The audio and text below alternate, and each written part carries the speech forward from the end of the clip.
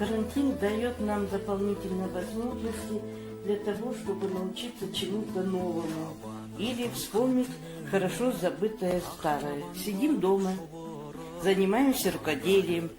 Кто-то шьет, кто-то вяжет, а я вот решила шить из разных лоскутков коврик под ноги, который когда-то шили наши бабушки, мамы.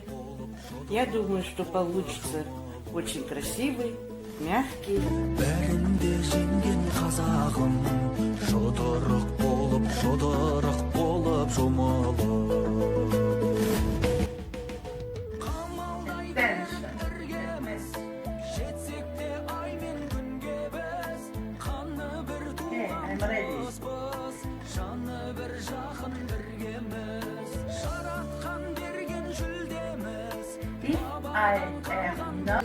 Сейчас сидим дома на карантине, и чтобы время зря не упускать, я занимаюсь английским.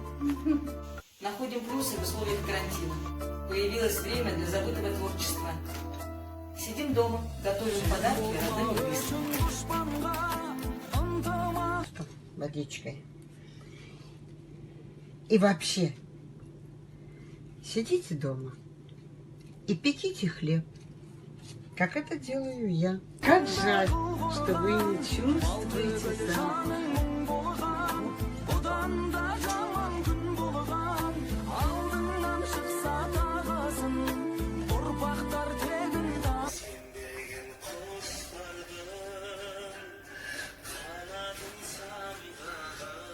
Вот сижу дома, а дома есть всегда и чем заняться.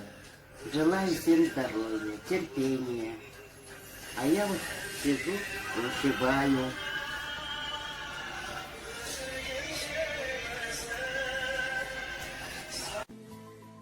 Uyde kalınız. Biz birgemiz. Elimiz aman bolsun. Odan da